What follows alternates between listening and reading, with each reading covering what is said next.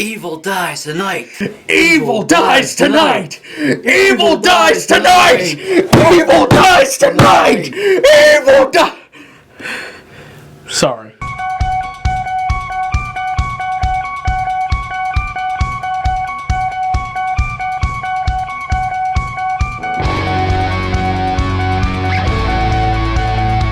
Welcome back to the Real Screen Team. I'm Andrew Thomas. I'm here with fellow Michael Myers hunting expert Christopher Johnson. Hello, everyone. And it's been a while, but we're doing our own Cinema at the Sofa, although we have done a couple new movies like The Snyder Cut and Wonder Woman 84. Yeah, but for the most part. Yeah, but this is brand new because this one is still in theaters. Yeah, I know. Crazy, isn't it?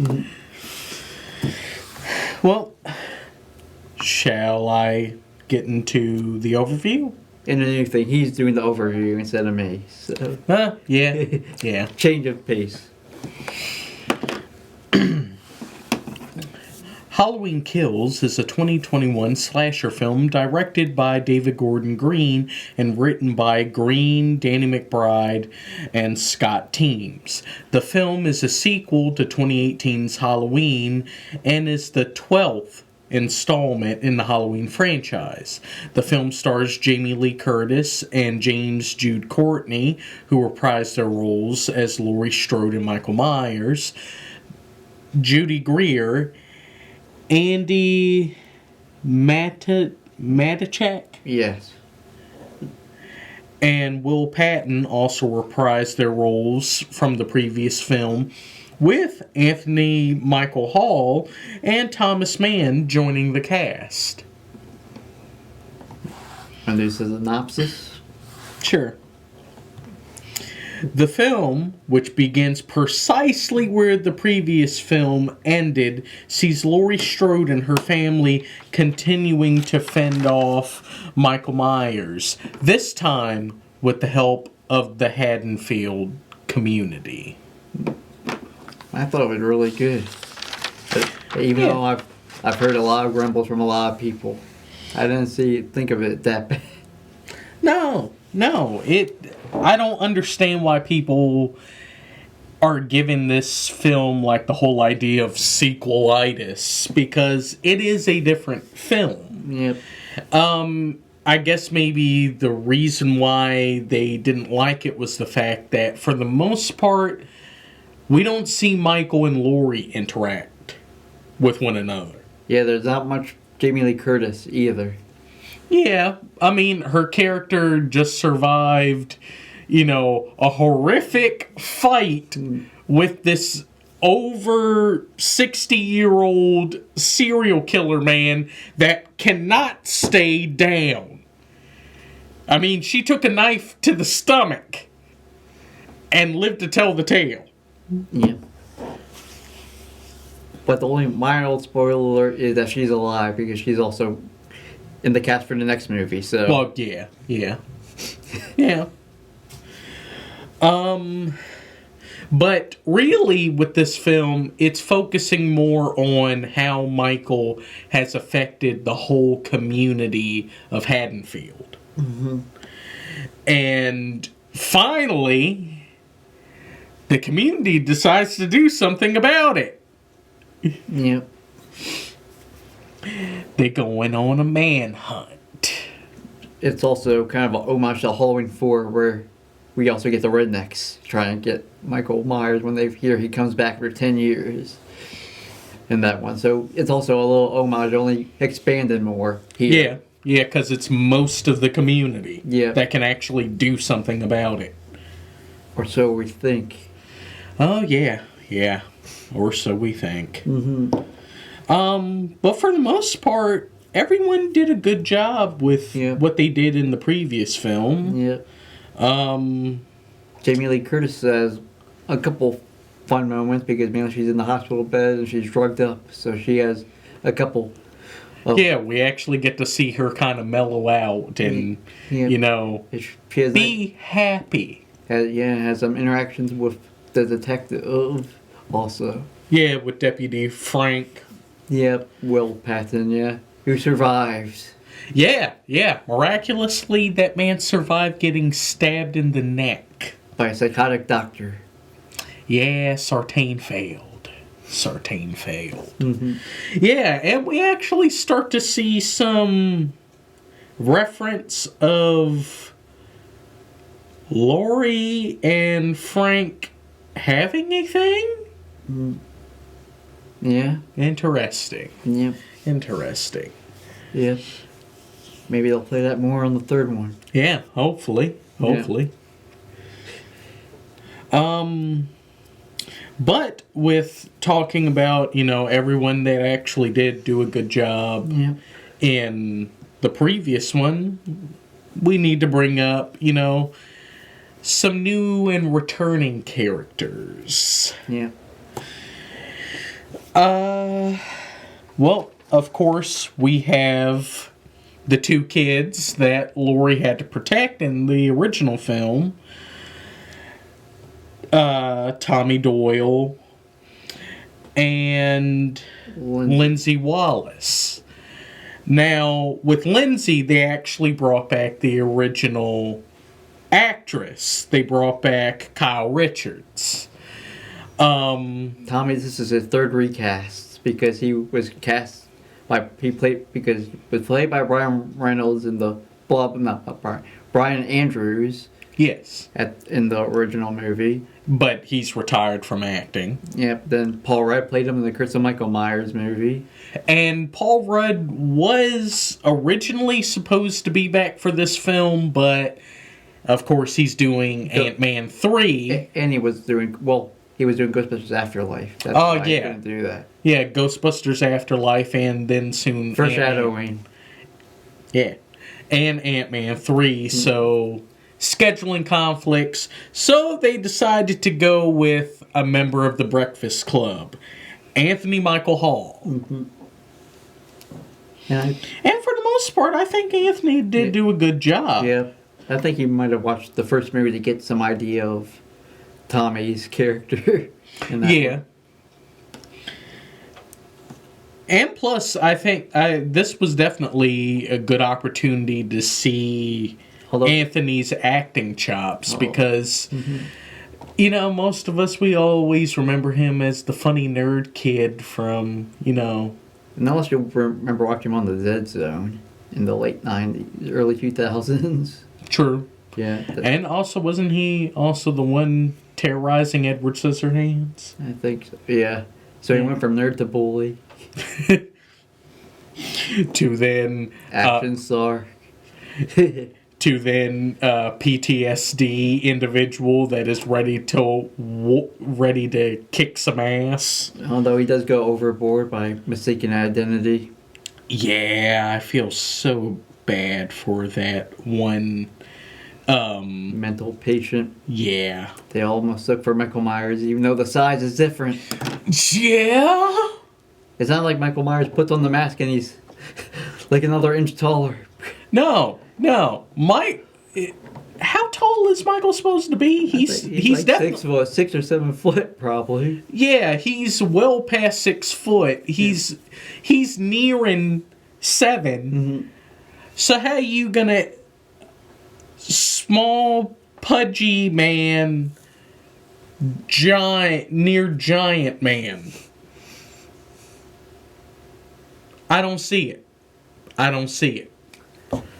Yeah, but I know some people had a problem with that whole scene. That's why they also had why Tommy got some negative reaction on that. Yeah. But at the same time, I sort of understand watching all that, watching from his experience. Although he didn't really get to see the face or see the whole entire body, he just assumed because everyone else assumed. Yeah, and also I think a great deal he's memory. Yeah. Memory. Yeah. Which, speaking of memory, we also need to acknowledge the fact that we got to see Nancy Stevens come back as Marion Chambers. Yeah, but she becomes an action woman, briefly. Yeah. And we also get to see Lonnie Elm come back. And he's also helping with the efforts of stopping Michael. And he redeemed himself from picking on Tommy all those years ago. Yeah, and we also... Because of flashback. Yeah, where we actually find out why Lonnie was such a jerk to Tommy. Mm-hmm. Lonnie was getting picked on too by older kids. Mm-hmm. So we kind of get it. See, it's a whole freaking hierarchy when it comes to bullying. Yeah. Somebody gets bullied, so to regain power, they bully someone else, and it just keeps going and going and going. It's horrible. Yeah. Horrible. And then, let's not forget Sheriff Brackett. Oh, yes. Sheriff Brackett is back after his 13 years of retirement? Yeah. Along with, the last movie he showed up is in the original Halloween 2. Which they do show a flashback of for some continuity change on there. Yeah. Mainly for Annie's body. But that's about it. Which now starts to make us question, is Halloween 2 still continuity or no? I think it's still not. They just needed it for... to at least acknowledge how much what Michael did affected him, because his daughter's dead. Yeah. And it was great to see Charles Cypher back. Yeah. You know? Yeah, for his very few lines that he had. He also became some of the voice of reason when Tommy went overboard. Yeah. On some stuff. Hey, with age comes wisdom. And he got to say that iconic line from the first movie. It's Halloween. Everyone's here for one good scare. But with a lot of these characters, while it's great to see them, don't get too attached. Yeah, don't get too attached. Don't get too attached. I'm not going to give away anything. It's just... Michael has a big body count. Yeah, this is actually the biggest body count Michael has in the whole franchise.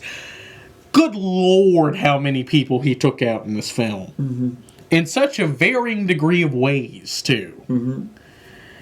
How this man at over the age of 60 is still able to do this is beyond me. I mean, it's crazy enough, you know, him in the previous film. Mm-hmm. The fact that he's just fresh out of the institution. Yeah. It's crazy, but then again, Sartain did make sure he had a very well-balanced diet and made sure he got some exercise. Mm-hmm. So, apparently that's all you need when you're a deranged killer ready to, oh boy, here I go killing again. Mm-hmm. Yeah. And then let's mention the also returning cast from the previous Halloween movie. Well, yes, Judy Greer as Karen. Yep. Andy Matichak as Allison. Mm-hmm. Of course, Will Patton as Deputy Frank Hawkins. And also, we got to see more of Dylan Arnold as Cameron, Lonnie's son. Yeah, he sort of redeems himself in this one. Yeah. For the most part, he did redeem himself. Yeah. Even though what he did like several hours before is still unforgivable. Yeah. He still takes a proactive role in trying to stop Michael Myers, and that is commendable. Yeah. And then we get the return of Loomis. Ah, yes. Yes. For the first 15 minutes of this film, we actually get a flashback or a prelude for this film where we finally see how the authorities captured Michael Myers.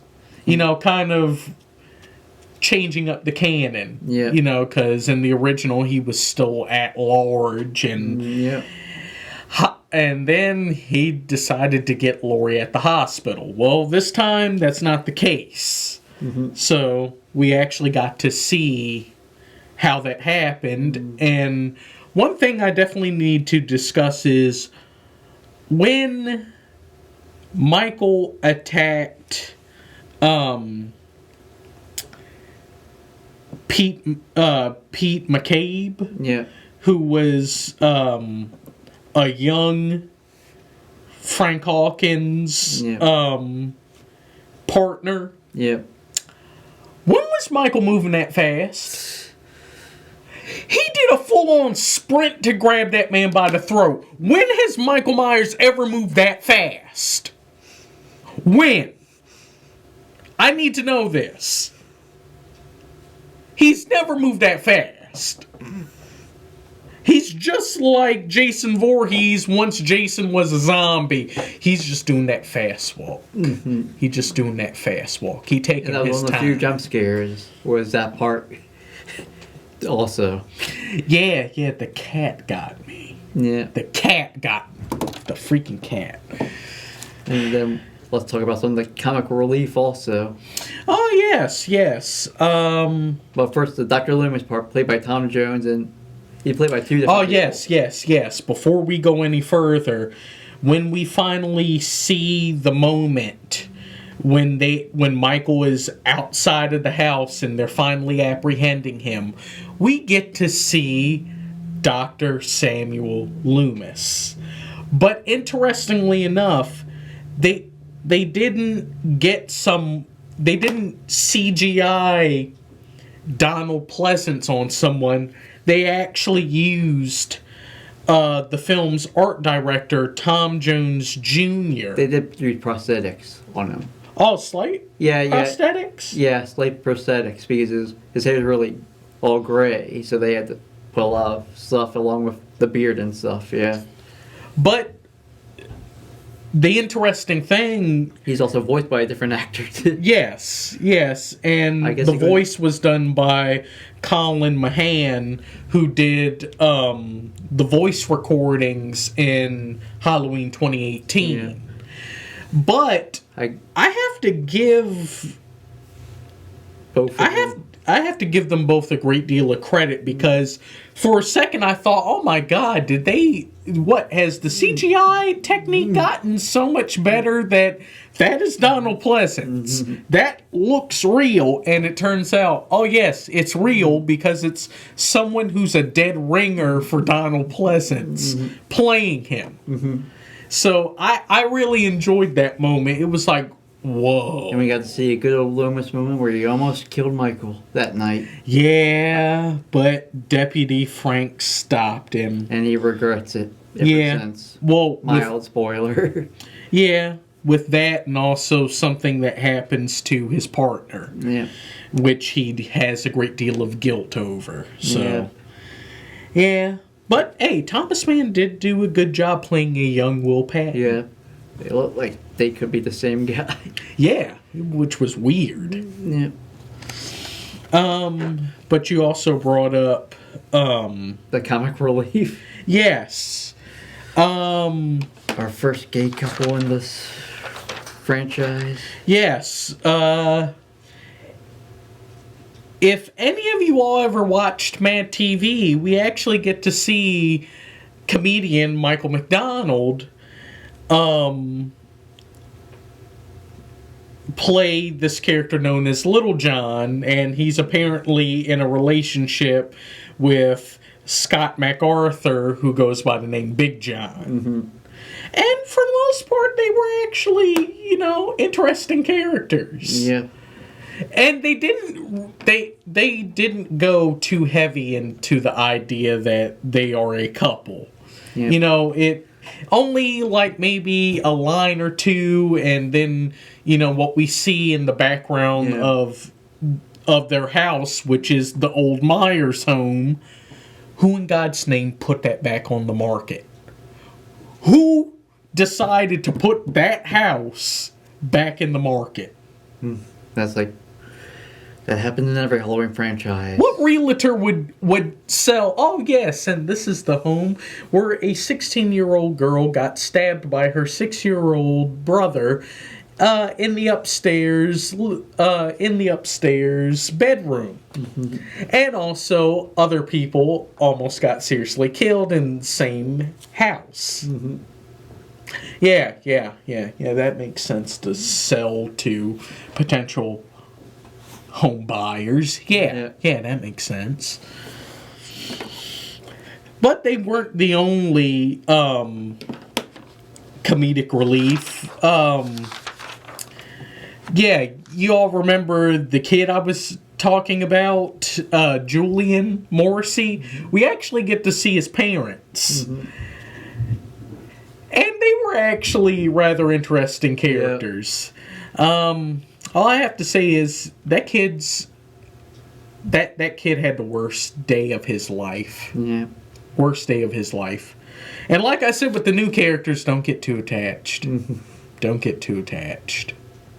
Yep. Don't. And also with new characters, Sheriff Barker. Yep. Yeah. We actually get to see him be like, oh my god, I'm such an idiot. Why didn't I listen to anyone? I could have stopped this. Now look at me. Look at the town. It's in chaos. People are dead. Yeah. Yeah. Feel bad, Sheriff Barker. You failed. You did bad. Yeah. And so we should talk about the good and the bad. Yes. Now that we're there. With the good, music still top notch. Still excellent. From the Carpenters and Davies score, yeah. Yeah. Like I keep saying, there are a couple of times where I'm thinking maybe John Carpenter is following Michael playing this music. And like I said, most of the cast did a good job acting wise. Judy Greer actually got a little better. Yeah. She occasionally had some terrible, some stale line. Yeah, but when it was time to really emote, Yeah. she got into it. Yeah. So I definitely have to give her, some credit for that. And of course, the plot is straightforward. We're seeing the fallout of what happened in the last film, and also how the very first film has affected everyone and everything, to the point that now, boom, powder keg explosion, the whole town is out to get Michael Myers, a la Frankenstein. The visual style was definitely really good. Yeah. You got more of that dark atmosphere. Yeah. And really unsettling. And we even got some more references to the previous films that are no longer canon. Yep. Yeah, like Halloween 2 with the hospital and stuff. Yes. Along with their references that Michael might be going after her, even though we learned that's not the case this time. No, he just feels like killing. Yep. the whole thing with the townspeople, another plot from Halloween 4, Halloween 3 with those masks. Yes. Again, we get to see more of the Silver Shamrock mask from Halloween 3. Happy Halloween, Halloween, Halloween. And like I said, with the return of various legacy characters, once again, do not get too attached. I'm not going to tell you. Just remember, don't get too attached. And of course, the flashback was also fantastic. I cannot give them enough credit on how perfect bringing back Dr. Loomis was. Yeah. That made the whole film for me. Now we have to go into the bad. Unfortunately, this film does deal with some slow pacing. Yeah. And I say that some of the scenes probably need to be reordered, probably more. Yeah. For it to make much more sense. So that's why people have been hating on it. Maybe because the scenes need to be reordered for it to make much more sense than what it is. Yeah. For that part. Not all of the jokes were good. Yeah. But Danny McBride still trying to write his sense of humor in there. And sometimes it doesn't hit where he's trying to go with it. It's Like we said, while Judy Greer did get better, she still was a bit wooden. Yeah. Yeah, wooden. And I understand why a lot of people may have issues with this film because it did end on a cliffhanger. But there's going to be an extended version of it coming out. Yeah. And also, it's supposed to add suspense that there's still a whole nother film coming out next year. Yeah. Calm down, everyone. Calm down. Yeah. And also, one last thing. When the townspeople finally find Michael and it's time to throw down, which that plan was actually very well executed. They beat the you-know-what out of this man. The only problem is they didn't do enough. The problem is that slight second of stopping. Yes, because you know this man. You know what he's able to withstand. We have seen this man get shot 6 times. We've seen this man get stabbed numerous times. We've seen this man take a freaking pitchfork to the back. He survived the fire. He survived a freaking house fire where it started in the room he was in. You don't think that, I think that was enough to stop him. No, you keep hitting him. Keep attacking this man until you know for sure he is dead and gone. Mm-hmm. Don't aim for the body, aim for the head. Do to him what he did to Sartain in the previous one. Make sure his head goes splat. Hopefully they'll do it in the next one. Yeah, because everybody failed this time. Because there's another movie, so yeah. Yeah, and we need a Michael Myers. Yeah. So, we should talk about we should just get to our scores now. Yeah, you go first, since you're the expert for this franchise. All right. I give this a 7 out of 10. I thought it was good. I do agree that the scenes need to be reordered, pretty much, for it to make much more sense on some parts, mainly because we kind of go back and forth between some characters, then all of a sudden the killings happen here and there. So I just thought that they should have just reordered the scenes more, or if they could use the flashback, when Hawkins is talking to Laurie, we could just flashback for a whole 15 minutes of that instead of just start where we left off the fire. Not have a whole freaking prologue. Yeah. I get that. Yeah. But I still enjoyed it. I've seen worse Halloween sequels, so I'm giving this a decent grade here. Oh, yeah. For me, I'm not going that high. I'm going with a 6.5 out of 10. I enjoyed the film. Mm-hmm. I understand the issues people may have with it. I get it.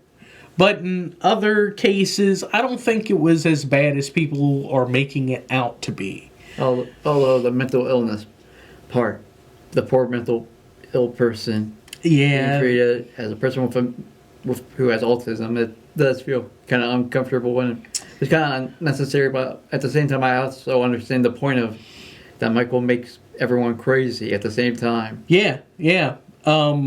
What Michael has done and what Michael continues to do really affects people, and it brings out the monster. Kind of brings out the monster at everyone, and I think that's whether or not he cares or not, they just threw it in.